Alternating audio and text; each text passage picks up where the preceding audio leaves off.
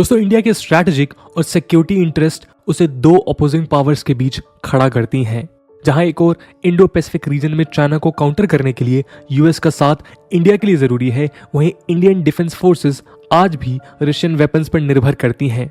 S-400, BrahMos, T-90, Sukhoi 30M के जैसे कई वेपन्स हैं जिन्हें आज इंडियन आर्सेनल का बैकबोन माना जाता है। लेकिन कुछ स्कॉलर्स दावा करते हैं कि बढ़ते चाइनीज प्रेजेंस और बॉर्डर हॉस्टिलिटी ने इंडिया को एंटी चाइना ग्रुप का पार्ट बनने के लिए भी पुश किया है। यही कारण है कि आज हम इंडिया को एक एंटी चाइना ग्रुप क्वाड के अलावा ब्रिक्स जैसे प्लेटफॉर्म पे भी देखते हैं, जिसमें रशिया के अलावा चाइना भी एक मेंबर है। जापान एक और इंडिया के क्वाड में जुड़ने से चाइना के साथ रशिया ने भी अपने कंसर्न जताए हैं। वहीं ब्रिक्स इंडिया को एक ट्रांस कॉन्टिनेंटल रीच के अलावा चाइना के साथ एक जॉइंट प्लेटफॉर्म प्रोवाइड करता है जो बायलैटरल टाइज में अहम भूमिका निभाती है। इंडिया के लिए इन दोनों ग्रुप्स के बीच बैलेंस क्रिएट करना एक चैलेंजिंग टास्क बनकर उभरा है। जहां कई एक्सपर्ट्स इंडिया को ब्रिक्स में इरेक्टिव रोल एज्यूम करने की सलाह देते हैं, वहीं दूसरे एक्सपर्ट्स यूएस लेड अलायंस पे लीस्ट डिपेंडेंसी की बात करते हैं। इंडिया का ये डायलेमा उसके कई डिप्लोमेटिक स्टैंड्स में दिखता है। जहां एक और इंडिया ने रशिया के यूक्रेन इन्वेजन को लेकर यूएन में हुई वोटिंग से खुद को अब्सटेन कर रशिया को नाराज नहीं किया, वहीं इन्वॉल्व पार्टीज को डायलॉग का रास्ता अपनाने की बात करते हुए इंडिया ने वेस्टर्न अलाइज का भी साथ दिया। दोस्तों, आज हम इस वीडियो के माध्यम से इंडिया के इसी बैलेंस्ड एक्ट को क्वाड और ब्रिक्स के माध्यम से समझने का प्रयास करेंगे। इस डिस्कशन के माध्यम से हम देखेंगे कि क्यों क्वाड जैसे एक एंटी चाइना ग्रुप के साथ साथ इंडिया के लिए ब्रिक्स में भी शामिल होना जरूरी है। इसके अलावा इंडिया के स्ट्रैटेजिक और इकोनॉमिक इंटरेस्ट पे भी हम चर्चा करेंगे। तो आइए शुरू करते हैं आज का डिस्कशन। नमस्कार दोस्तों, मेरा नाम है आदर्श और स्वागत है आपका स्टडी IQ में।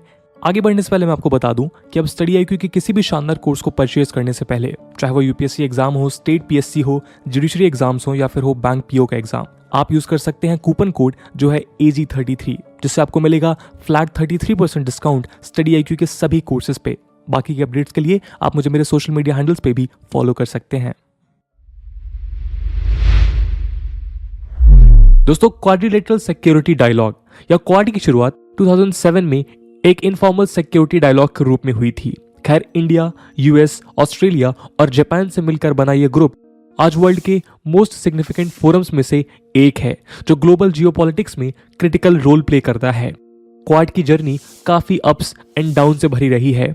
2007 से 2017 तक ये ऑलमोस्ट इनएक्टिव रहा, लेकिन 2017 के बाद इन चारों नेशंस ने खुद को रीअसेंबल करते हुए rule based international order, freedom of navigation and peaceful settlement of territorial disputes जैसे कॉमन गोल्स परस्यू करने शुरू किए। इन चारों कंट्रीज ने समय के साथ चाइना के बढ़ते हेजेमनी पे चिंता जताई, जिसका सबसे सीवियर इंपैक्ट इंडिया झेल रहा है। 3000 किलोमीटर से ज्यादा लंबी लैंड बॉर्डर शेयर करते हुए चाइना आज इंडिया के लिए सबसे बड़ा चैलेंज है। दोस्तों, जहां एक और चाइना के बढ़ते हुए बॉर्डर एग्रेशन को हम कई बार देख चुके हैं, वहीं चाइनीज मिलिट्री इंडिया के लिए कई डिफिकल्टीज क्रिएट कर रही है। चाहे वो साइबर वॉर हो या स्पेस वेपनाइजेशन, चाइनीज मिलिट्री का हर डेवलपमेंट इंडिया को टारगेट करने के मकसद से होता है। डायरेक्ट कन्फ्रंटेशन के अलावा चाइना ने समय समय पे UN में कश्मीर के मुद्दे को लेकर इंडिया को साइडलाइन करने के प्रयास किए हैं।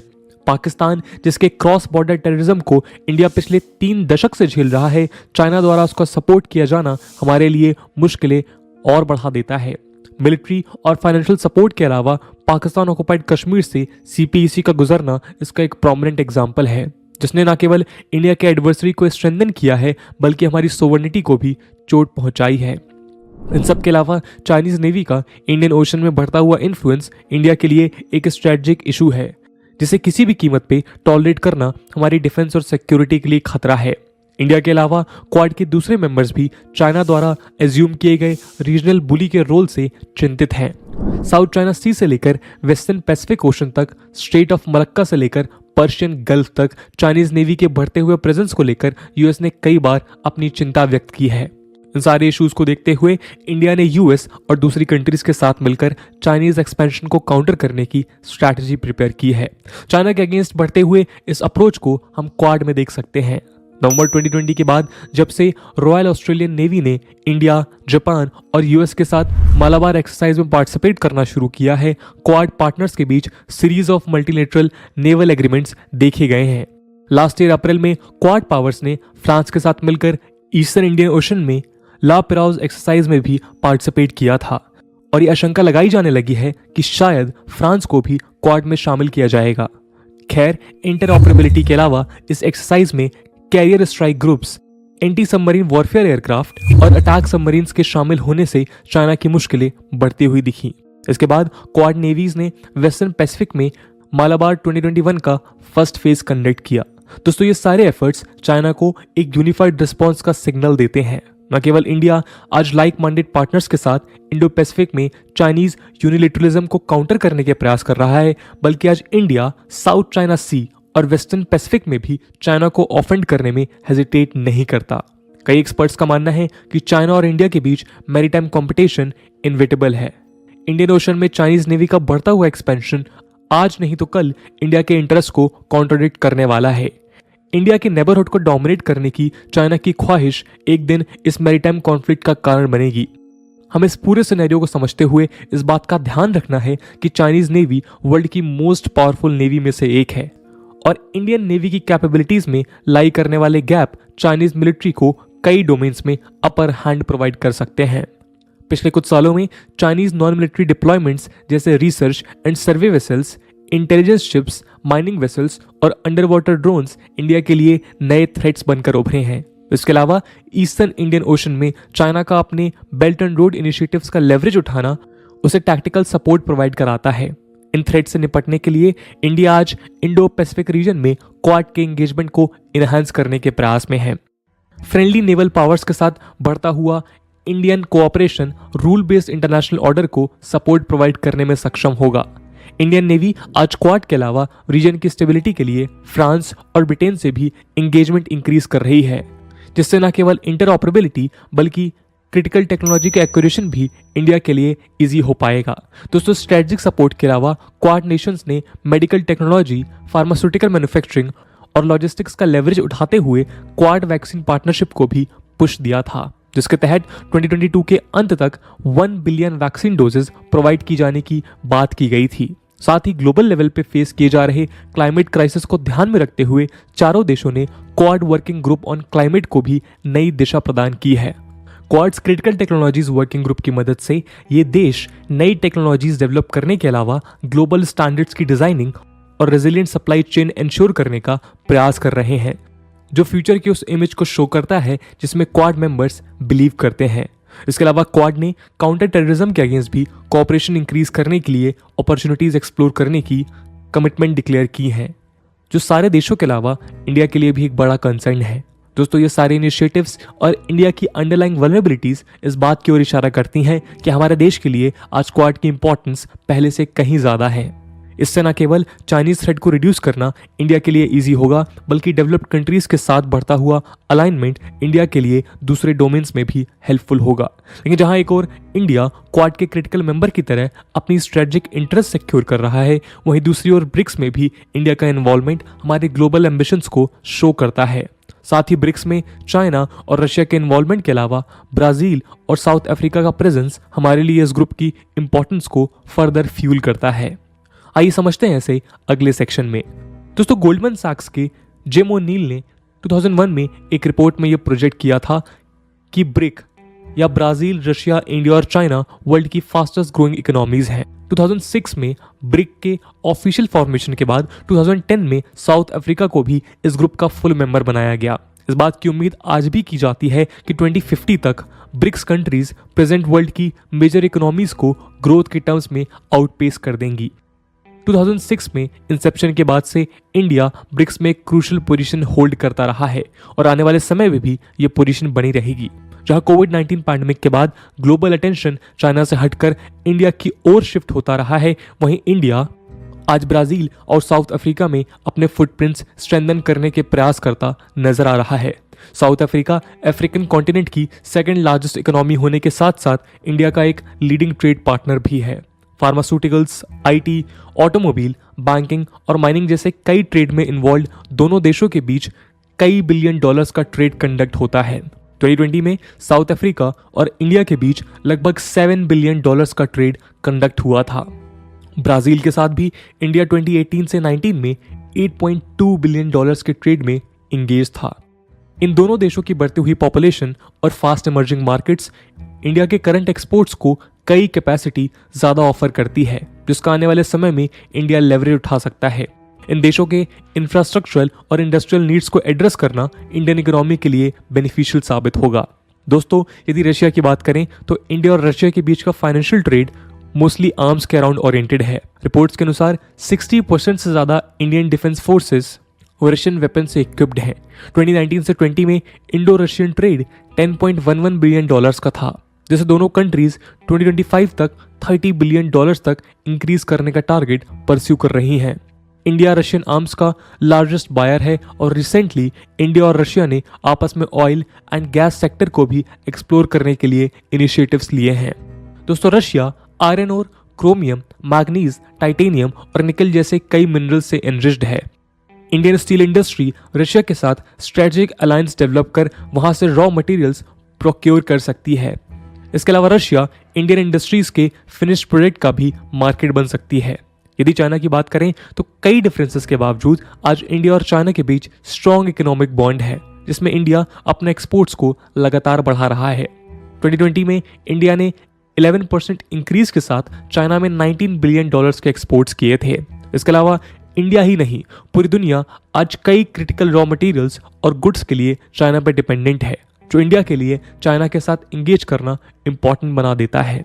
इसके अलावा ब्रिक्स इंडिया और चाइना को इस स्मॉल ग्रुपिंग के तहत अपनी राइवलरीज मॉड्यूलेट करने का प्लेटफॉर्म प्रोवाइड करता है। इसका एग्जाम्पल हमने 2017 के डोकलाम क्राइसिस के दौरान देखा था, जब पूरे क्राइसिस के दौरान दोनों देश ब्रिक्स के माध्यम से इंगेज थे। ब्रिक्स में इंडिया और चाइना के बीच रशिया का प्रेजेंस इसके रोल को फर्दर ऑगमेंट करता है। लद्दाख स्टैंड ऑफ को क्लोजली ऑब्जर्व करने वाले एक्सपर्ट्स ने दोनों देशों के बीच रशिया के नेगोशिएशन रोल को हाईलाइट किया था। इंडियन फॉरेन पॉलिसी के कई स्कॉलर्स का मानना है कि वर्ल्ड स्टेज पे इंडिया का बिहेवियर उसके इंटरनेशनल स्टेटस की क्वेस्ट को एक्सप्लेन करता है। जहां एक और कोल्ड वॉर के दौरान इंडिया ने थर्ड वर्ल्ड कोएलिशंस को लीड कर वो स्टेटस पाने की कोशिश की थी, ब्रिक्स इस कॉज में सिग्निफिकेंटली कंट्रीब्यूट करने का पोटेंशियल रखता है। इंडिया के external affairs minister mister S Jaishankar ने भी रिसेंटली ब्रिक्स को डिस्क्राइब करते हुए कहा था कि ब्राजील और साउथ अफ्रीका इंडिया को एक ट्रांस कॉन्टिनेंटल रीच प्रोवाइड करते हैं। ब्रिक्स में इंडिया का प्रेजेंस उसे एक ट्रू इंटरनेशनल प्लेयर के तौर पे प्रोजेक्ट करता है। इन सब के साथ ब्रिक्स के न्यू डेवलपमेंट बैंक द्वारा इंडिया को $1 बिलियन का लोन कोविड से फाइट करने के लिए दिया जाना इस ग्रुप के फाइनेंशियल सपोर्ट को भी शो करता है। दोस्तों, इन सब के अलावा ब्रिक्स का एक और इम्पोर्टेंस है और वो है वेस्टर्न और American economic hegemony led by IMF and world bank को काउंटर करना। जी हाँ, इसी काम के लिए दुनिया की ये मेजर इकोनॉमीज साथ आई थी और मिलकर इन्होंने न्यू डेवलपमेंट बैंक जैसे इंस्टीट्यूशन को बनाया था।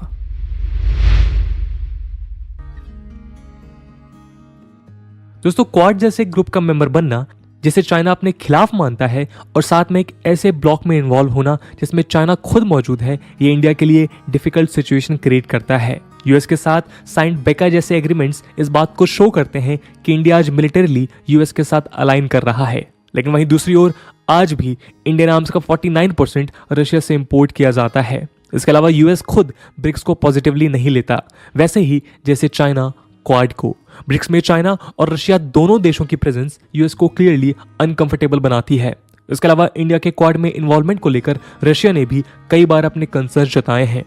रशियन फॉरेन मिनिस्टर सर्जी लैवरोव ने मार्च 2021 में न्यू दिल्ली विजिट करते हुए क्वाड को एशियन नेटो कहा था। दोस्तों, कई एक्सपर्ट्स क्वाड को न केवल यूएस के एंटी चाइना गेम में इंडिया को इन्वॉल्व करने की स्ट्रैटेजी की तरह देखते हैं, बल्कि इसे इंडिया और रशिया के क्लोज पार्टनरशिप को ठेस पहुंचाने का कारण भी बताते हैं। इसके अलावा क्वाड को आसियान ग्रुप और साउथ ईस्ट एशियन कंट्रीज की सेंट्रलिटी को डिवाइड करने के फोर्स की तरह भी देखा जाता है, लेकिन इंडिया के लिए क्वाड डेमोक्रेटिक पावर का एक ऐसा अलायंस है जो चाइनीज एग्रेशन को काउंटर कर सकता है। आज इंडिया के लिए चाइनीज एग्रेसिवनेस सबसे बड़ा जियोपॉलिटिकल कंसर्न है। इंडो पैसिफिक रीजन में चाइनीज प्रेजेंस को बढ़ने से रोकने के लिए क्वाड के अलावा इंडिया के पास आज कोई दूसरा रिलायबल ऑप्शन अवेलेबल नहीं है। जितना ज्यादा चाइना इंडिया के साथ डिस्प्यूट में उलझता रहेगा, क्वाड के साथ इंडिया की करीबी उतनी बढ़ती चली जाएगी। लेकिन इस कारण से इंडिया के लिए रशिया या ब्रिक्स जैसे ग्रुप से वॉकआउट करना एक ऑप्शन नहीं बन सकता। स्ट्रेटेजिक ना सही, लेकिन डिप्लोमेटिक वे में इंडिया का ब्रिक्स के साथ इन्वॉल्वमेंट बना रहेगा। ये न केवल इंडिया को एशिया में दो बड़े न्यूक्लियर पावर से कनेक्टेड रखता है, बल्कि इंडो पैसिफिक को छोड़ मिडिल ईस्ट जैसे दूसरे सेंसिटिव रीजन्स में इंडिया को सपोर्ट भी प्रोवाइड कर सकता है। यूएस के साथ क्वाड में कोऑपरेशन के बावजूद इंडिया के कई इंटरेस्ट यूएस के अगेंस्ट दिखाई देते हैं, चाहे वो S-400 जैसी डील हो या तालिबान के साथ नेगोशिएशंस। रशिया का सपोर्ट इंडिया के लिए क्रूशियल नजर आता है। ईरान को लेकर भी इंडिया और यूएस के बीच के डिफरेंसेस का फायदा अल्टीमेटली चाइना ने उठाया है, जिसका हमें सीवियर स्ट्रेटेजिक लॉस देखना पड़ सकता है। दोस्तों, क्वाड और ब्रिक्स के बीच का बैलेंस, या यूं कहे यूएस और रशिया चाइना के बीच अपने इंटरेस्ट को ध्यान में रखते हुए इंडिया ने डिप्लोमेटिक स्टैंड्स लिए हैं। इसका रिसेंट एग्जांपल हम यूएन में देख सकते हैं, जब यूक्रेन में रशियन इन्वेजन के अगेंस्ट इंट्रोड्यूस मोशन पे इंडिया ने वोट करने से अब्सटेन किया था। लेकिन इसके साथ ही इंडिया ने स्टेटमेंट इशू कर इन्वॉल्व पार्टीज को डायलॉग का रास्ता अपनाने की अर्ज की थी। आने वाले समय में भी इंडिया का यह स्टैंड बना रहेगा, ऐसी उम्मीद है। इंडिया ना रशिया को लूज कर सकता है और ना ही यूएस को।